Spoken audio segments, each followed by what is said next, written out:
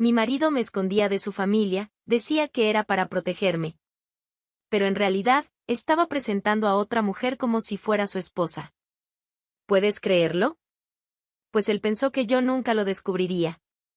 Pero lo descubrí. Y vas a entender cómo hice que se arrepintiera. Conocí a Gonzalo una tarde calurosa en Granada, durante una feria local de artesanía. Yo había ido solo a buscar telas, nada más. Pero fue allí, entre un puesto y otro, que él apareció. Alto, bien vestido, cabello oscuro peinado con precisión, pero lo que más me llamó la atención fue la forma en que hablaba. Sin prisa, sin miradas que escanean, solo calma y atención. Parecía escuchar cada palabra que yo decía como si fuera lo único importante en ese momento. Eso era raro. Muy raro. ¿Tú misma coses? Preguntó, sosteniendo uno de los vestidos florales que yo había dejado expuesto en el stand de la tienda donde trabajaba. Sí. Yo diseño, corto y coso, respondí, un poco desconfiada de su curiosidad. Eso explica el detalle. Tiene personalidad. No es común ver algo así.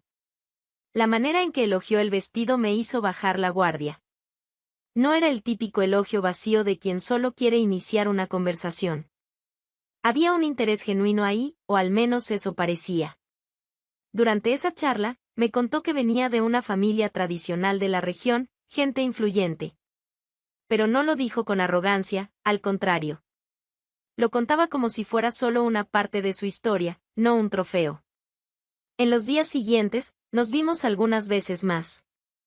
Empezó a pasar por la tienda al final del día, siempre con alguna excusa ligera. Y yo, que nunca me dejé impresionar por apellidos, empecé a encantarme con la forma en que él me hacía sentir vista. Como si yo fuera especial por lo que era, y no por lo que tenía. En esa época, vivía en una pequeña casa en el barrio del Albaicín y trabajaba en un taller estrecho, pero lleno de color y olor a tela nueva. Mi vida era sencilla, y nunca me avergoncé de eso. Vivía con dignidad. Nunca me consideré inferior a nadie, hasta que me involucré más con Gonzalo. Al principio, él decía que le gustaba mi forma de ser, mi sencillez. Decía que yo era como una brisa fresca en un mundo obsesionado con las apariencias. Y yo le creía. ¿Quién no lo haría? Cada gesto suyo parecía cargado de cuidado. Pero no tardó en que el encanto se volviera duda. Fue una noche cualquiera, cuando pregunté, por segunda vez, si no era hora de conocer a sus padres. Ya llevábamos casi 4 meses juntos. Y fue ahí cuando apareció la primera barrera. Anne, escucha. No es que no quiera. Me encantaría. Pero mis padres son difíciles. Tienen una visión muy anticuada de las cosas. Son duros, prejuiciosos. No entenderían a alguien como tú. ¿Alguien como yo? Una mujer independiente, que vino de abajo, que construyó todo sola. Ellos piensan que eso es señal de debilidad. Yo no lo veo así, te lo juro. Pero no quiero exponerte a eso. En ese momento, me quedé en silencio. No sabía si sentirme protegida o rechazada. Él decía que era por mí. Que era para evitarme un mal momento. Que, en su mundo, la familia pesaba más de lo debido. Pero la forma en que hablaba dejaba algo suelto en el aire, algo que yo no lograba nombrar. Después de eso, repetía la misma historia cada vez que tocaba el tema. Que su padre era un juez retirado, muy conservador. Que su madre vivía de las apariencias y que, si me conocieran, criticarían todo, mi forma de ser, mi trabajo, hasta mi acento. Empecé a creer que tal vez era cierto. Que solo intentaba evitar un mal mayor. Al fin y al cabo, decía que me amaba. Que no importaba lo que pensaran los demás. Que lo importante éramos nosotros dos. Y en ese punto, yo todavía quería creerlo. Mudarse a la casa de Gonzalo fue, para mí, un hito. No lo veía como una conquista, ni como una rendición. En mi cabeza, era el comienzo de una vida en pareja. Dejaba mi modesta casita en el Albaicín con una pequeña maleta, algunas telas y la idea ingenua de que el amor se construía con presencia, dedicación y buena voluntad. Él, en cambio, solo cargaba el control. La casa en la que empezamos a vivir quedaba en una parte más alta de la ciudad, un barrio residencial donde las calles eran silenciosas y los muros altos. Una casa con ventanas amplias, muebles modernos y paredes decoradas con cuadros que, según él, había heredado de su familia. Me pareció bonita, claro, pero fría. Y pronto entendí que esa frialdad no venía solo del espacio.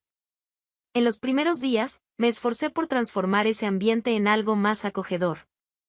Llevé mis vestidos florales, colgué una que otra pieza bordada por mí. Coloqué pequeños floreros con lavanda en la cocina. Gonzalo, al principio, no comentó nada. Solo observaba. Pero bastó una semana para que empezara a moldearlo todo a su manera, y de forma sutil. Empezó con un comentario casual en el desayuno: ¿de verdad vas a salir con ese vestido? Miré hacia abajo. Era uno de mis favoritos. Azul claro, con pequeñas margaritas blancas. Lo había hecho yo misma, con un detalle bordado en el busto. Antes, él decía que me hacía ver radiante con él. ¿Qué tiene de malo? No tiene nada de malo. Solo parece algo de abuela. Y tú eres joven, deberías vestirte como tal. Fingí que no escuché. Empecé a cambiarme de ropa poco a poco. No porque quisiera agradarlo, sino porque él me miraba como si hubiera algo mal en mí. Como si ser yo misma fuera un defecto que debía corregirse. Pronto, los vestidos que tanto elogiaba se convirtieron en motivo de burla. Una vez, me vio ajustando un nuevo modelo en la sala y se rió: ¿vas a abrir una feria medieval aquí en casa? Tragué en seco. Fingía que era una broma, pero yo sabía que no lo era. Cada risa escondía un juicio. Y no paraba ahí. Mi trabajo, que antes era uno de mis mayores orgullos, se volvió un detalle embarazoso a sus ojos. Cuando recibía amigos o colegas en casa, siempre de su círculo, siempre discretos, evitaba mencionar lo que yo hacía. Si alguien preguntaba, respondía con una sonrisa torcida: Anne cose cosas artísticas. Nunca decía ella es costurera, como si esa palabra le incomodara. Como si la profesión que me daba sustento y dignidad fuera demasiado pequeña para el mundo en el que él vivía. Las burlas se volvieron rutina. Un día, estábamos en la cocina y él me observaba picar cebolla. Lo recuerdo como si fuera ahora. Eres realmente de otro siglo. Hasta tu manera de cortar los vegetales parece cosa de una telenovela antigua. No respondí. Me quedé allí, picando en silencio, tratando de convencerme de que era solo su humor. Que quizás yo estaba siendo demasiado sensible. Que él no quería herirme. Pero no era eso. Era corrosivo. Lento. Y constante. Empecé a evitar hablar del taller. Dejé de usar los vestidos que cosía. Empecé a elegir ropa más neutra, más lisa. Yo, que siempre me había enorgullecido de llevar mis raíces en mi forma de vestir, me fui apagando pieza por pieza. Él decía que necesitaba adaptarme a su círculo social. Que, si algún día las cosas cambiaban con la familia, yo tenía que estar lista. ¿Y qué significaba estar lista, para él? Borrar todo lo que yo era. Anular mis raíces, mi voz, mis gestos. Dejar de ser Anne. Empecé a caminar por la casa con cuidado. Calculaba mis palabras. Medía mi presencia. Era como si todo en mí fuera demasiado. Y al mismo tiempo, insuficiente. Pero aún así, seguía allí. Quería demostrar que era posible. Que yo podía ser suficiente. Que su amor valía el esfuerzo. No veía, o quizás no quería ver, que eso no era amor. Era vanidad. Era dominio. Era una prisión decorada con promesas falsas. Pero había una verdad escondida detrás de cada palabra medida: yo no era la mujer que él quería presentar. Porque él ya tenía una. Mireia. Ella no era un accidente, ni una distracción. Mireia era parte de un plan bien armado, cuidadosamente mantenido al margen de mi realidad. Mientras yo era encerrada en casa, casi como un secreto incómodo, ella era la versión ideal que Gonzalo eligió exhibir. Con ella se sentaba a la mesa con sus padres. Fue su nombre el que enseñó a los tíos, primos, amigos de toda la vida. Y fue a ella a quien todos llamaban la esposa perfecta.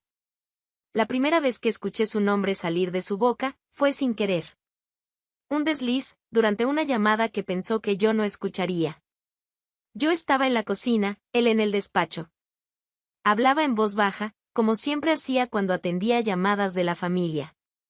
Y dijo, sí, a Mireia le va a encantar. Siempre lo prepara todo con tanto cuidado. Mamá va a quedar fascinada. ¿Mireia? ¿Preparar qué? ¿Fascinar a quién? Me quedé inmóvil. No era un nombre común entre los nuestros. Nunca había oído hablar de ella antes. Cuando pregunté, respondió con demasiada naturalidad, Mireia. Una compañera de la empresa, organiza eventos, trabaja conmigo de vez en cuando. Nada más que eso. Ni una vacilación, ni una pizca de culpa. Una mentira dicha a la perfección. Solo que, en ese punto, yo ya había dejado de creer en casi todo lo que venía de él. Con el tiempo, los detalles empezaron a encajar. No porque él me lo contara, Gonzalo jamás confesaría. Pero ciertas mentiras no se sostienen para siempre. Mireia era más que una colega. Era la mujer que Gonzalo llevaba a los viajes de fin de semana. La que se sentaba a su lado en los almuerzos familiares. Era ella a quien su madre llamaba mi querida nuera. Era con ella con quien desfilaba por las calles de Almuñécar con una sonrisa orgullosa en el rostro. ¿Y a mí? A mí me escondía. La verdad era brutal, mientras yo creía estar siendo protegida de una familia que supuestamente no me aceptaría, Gonzalo estaba ocupadísimo manteniendo una segunda vida. Una vida en la que yo no existía. Donde mi nombre nunca fue pronunciado. Donde mis vestidos, mi trabajo, mi historia eran borrados para dar espacio a una farsa impecable. Mireia era el tipo de mujer que Gonzalo consideraba presentable, con estudios, de buen hablar, elegante en cada gesto. Tenía una postura calculada y una sonrisa que encajaba en el molde de su familia. Era como un cuadro bonito colgado en una pared cara, estético, decorativo, conveniente. Y Gonzalo lo sabía. La usaba como escudo, como símbolo de estatus. Con ella, era el hijo ideal, el hombre bien casado, el profesional respetable. Conmigo, era el manipulador que me mantenía al margen de su propia vida. Y lo peor, ella lo sabía. Mireia sabía de mi existencia. Tal vez no por nombre. Pero sabía que no era la única. Que Gonzalo vivía en 2 casas. Que, mientras ella mostraba anillos y sonreía en fotos, otra mujer cocinaba, cosía y esperaba en silencio. Y aún así, lo aceptaba. Fingir era más cómodo que enfrentar la verdad. Fue humillante darme cuenta de que todo mi esfuerzo por ser suficiente nunca tuvo valor. Porque el problema nunca fue mi origen. Nunca fueron mis vestidos, mi acento, ni mi vida simple. El problema era que yo no encajaba en el retrato familiar que Gonzalo quería colgar en la pared. Y por eso, él eligió borrarme. La mentira de Gonzalo podía ser perfecta, pero nadie sostiene 2 vidas para siempre. Un día, las piezas empiezan a moverse solas, y hasta el manipulador más hábil acaba acorralado. En su caso, fue su propia familia la que lo empujó al abismo que él mismo cavó. Recuerdo con claridad el día en que llegó a casa, más pálido de lo normal. Tiró la llave en la encimera de la cocina y se quedó quieto, callado, como si esperara que yo preguntara qué pasaba. Pero no pregunté. Yo ya había dejado de facilitarle las cosas. Tardó en hablar. Cuando por fin abrió la boca, fue con esa frialdad habitual que usaba cuando quería doblegarme: mis padres quieren venir a cenar aquí. Di un paso atrás, sin entender de inmediato. Él nunca dejaba que nadie de su familia pisara esa casa. Esa casa era el refugio donde yo podía existir. Hasta entonces, estaba dividida en 2 mundos, el público, donde mostraba a Mireia, y el privado, donde me escondía a mí.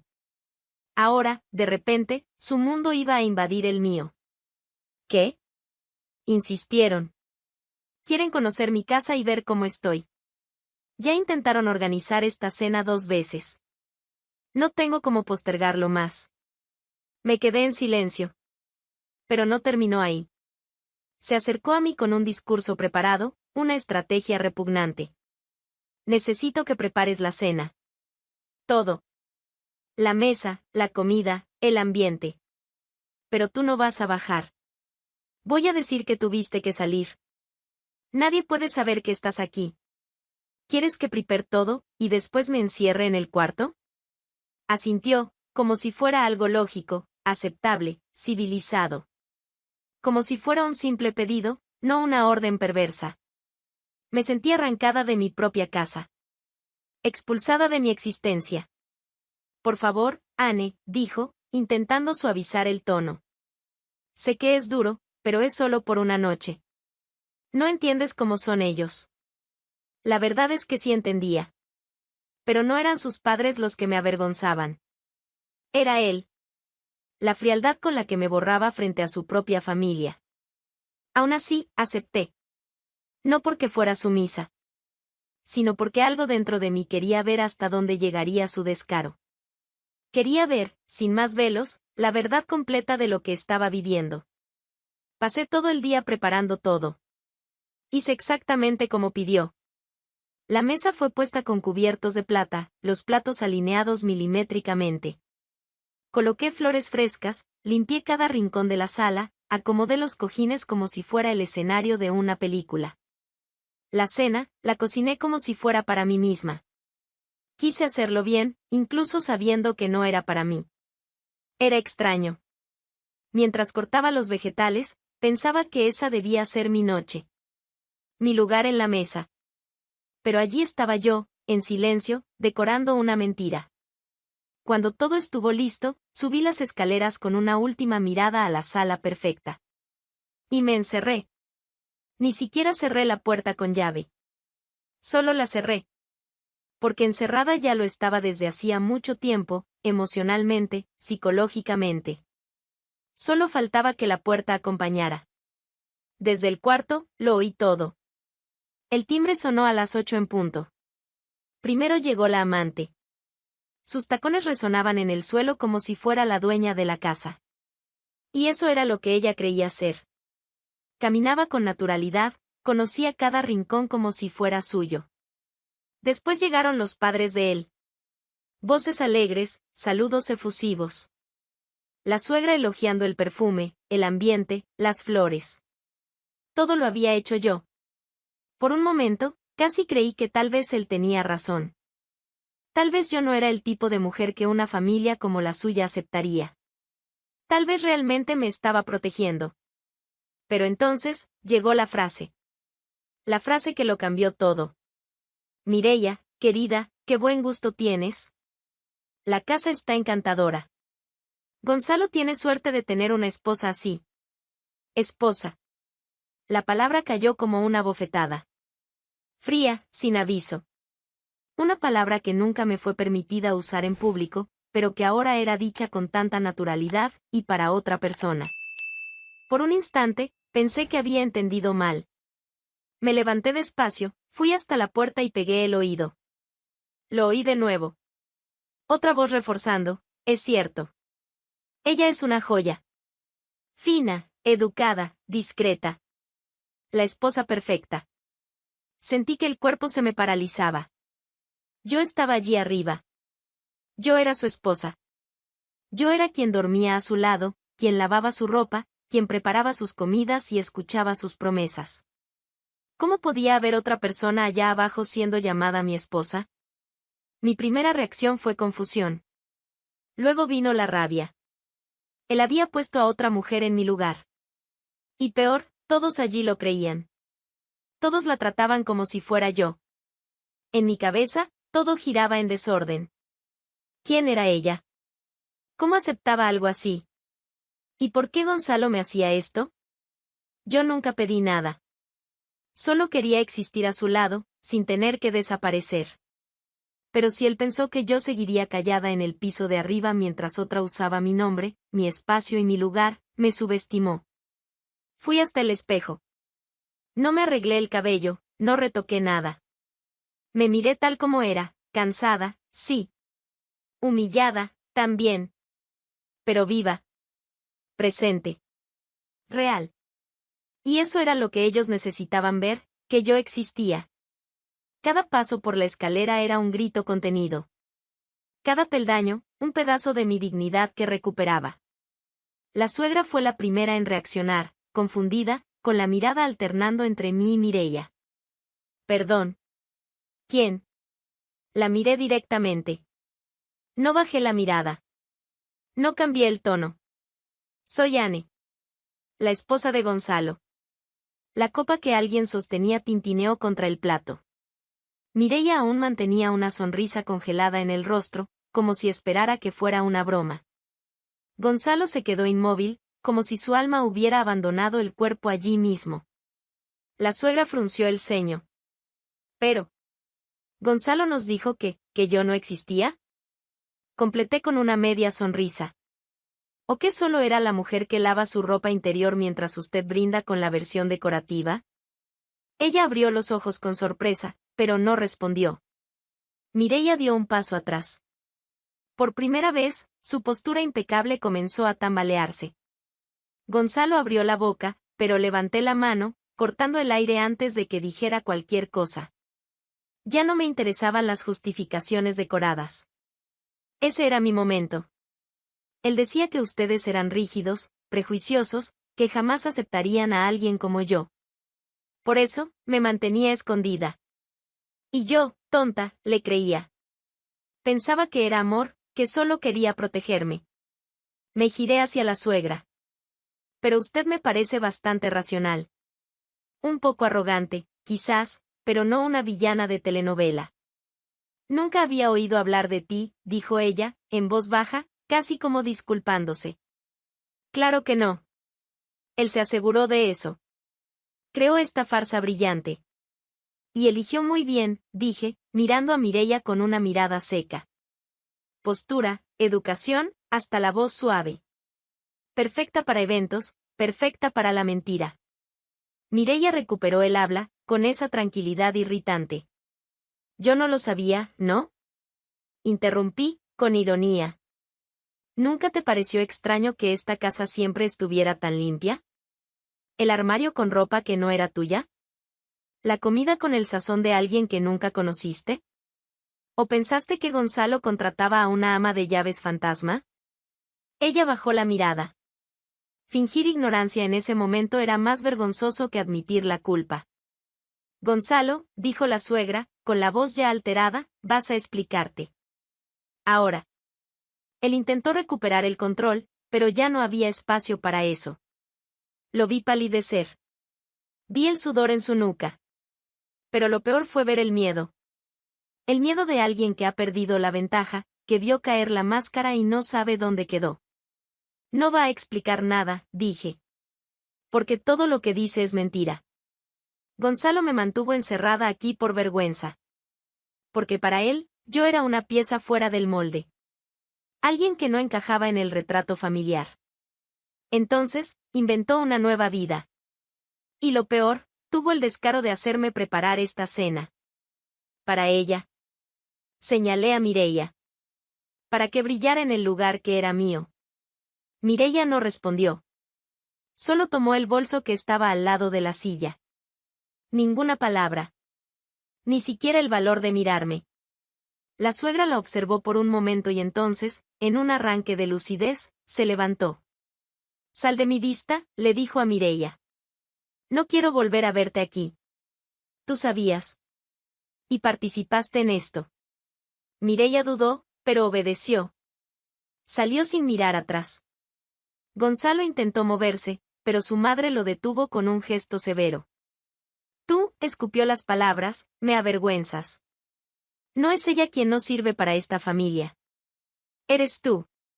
Gonzalo bajó la mirada. Por primera vez, en silencio. Por primera vez, pequeño. Te vas de esta casa. Ahora, concluyó. Y no vuelvas más. Él me miró, como si aún esperara compasión. Pero todo lo que encontró fue silencio. Un silencio cargado de todo lo que nunca quiso ver en mí, dignidad. Se fue. Sin drama, sin despedida. Solo se fue. En los días que siguieron a la cena, la casa parecía otra. Gonzalo no volvió. Ni siquiera lo intentó. Y eso lo decía todo. Lo que no esperaba fue lo que vino después. Por la mañana, al día siguiente, el timbre sonó. Pensé que era algún vecino curioso, pero era ella, mi suegra, con el rostro sin maquillaje, los ojos hundidos, y una postura que ya no era tan altiva. Llevaba en las manos una caja con algunos documentos y un sobre grueso. Entró como quien ya no sabe dónde pisar. No habló de inmediato. Solo me miró, respiró hondo y dijo, Anne, nunca imaginé. Nunca. Y no hay excusa que borre esto. Me quedé quieta. Esperando más. Gonzalo nos mintió a todos, continuó.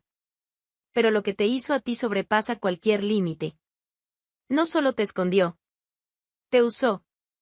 Y eso no puede quedar impune. La mujer que una vez me dio miedo ahora se inclinaba ante mí con un arrepentimiento sincero. Y más que palabras, trajo acciones. Ya contacté a nuestro abogado. Él se encargará de tu divorcio. Nada de lo que él hizo será tomado como cosas de pareja. Esto fue un abuso. Un engaño con testigos. Serás defendida por el mejor equipo de la región. ¿Y Gonzalo? Hizo una pausa. Gonzalo ya no tendrá el nombre de la familia entre nuestros bienes. Está fuera del testamento. Y más, parte de lo que era suyo, será tuyo. Abrí el sobre y vi los documentos. Allí estaba la transferencia de la casa donde vivíamos, ahora a mi nombre, y un adelanto de herencia, firmado por ella misma, con firma reconocida en notaría el día anterior. No puedo borrar lo que pasó, dijo ella, con los ojos llenos de lágrimas, pero firme. Pero puedo asegurarme de que ya no estarás más a la sombra de nadie. Te van a ver, te van a reconocer. Y eso empieza ahora. Esas palabras no llegaron como consuelo. Llegaron como justicia. Días después, fui a la oficina del abogado. Ya sabía todo. Me trató con el respeto que hasta entonces jamás había recibido de nadie cercano a Gonzalo. Ni una frase condescendiente. Ni una lástima disfrazada. Solo hechos. Procedimientos. Y una convicción clara, yo saldría de esa historia con dignidad, y él, con las consecuencias. Durante el proceso, supe que Gonzalo intentó revertir la decisión de su madre. Quiso decir que todo fue un malentendido. Que no era tan así. Pero lo era. Y ahora todos lo sabían. El día en que se oficializó el divorcio, recibí una nueva visita. Volvió mi suegra. Esta vez, no trajo papeles. Trajo un gesto. Se sentó en la mesa de la cocina donde, meses atrás, yo preparaba comidas mientras era ignorada. Me entregó una pequeña caja de madera. Dentro, un broche antiguo, era de su abuela. Un símbolo de familia. Esto es tuyo, dijo. Y de ahora en adelante, nadie más va a borrarte. Eres más familia que él jamás fue. No lloré. Ya no era necesario. Porque en ese momento, entendí algo simple, no se trataba de herencia, ni de casas, ni de venganza. Se trataba de ser reconocida. No como la pobrecita, sino como una mujer que sobrevivió a la mentira y transformó la vergüenza en fuerza. Ahora, el nombre que antes intentaron esconder estaba en el papel de la casa, en la boca de la familia, y en el respeto que nadie más se atrevería a negar. La documentación de la casa fue finalizada a mi nombre una semana después del divorcio. Llevé mi máquina de coser a la sala principal. Monté allí mi nuevo taller, simple, pero visible. Donde antes se servía vino para mantener apariencias, ahora había telas, hilos, moldes, tableros. Invité a 2 artesanas de la región para trabajar conmigo. Compartimos los costos, las ganancias y el espacio. Me invitaron a integrar una cooperativa local de diseño textil.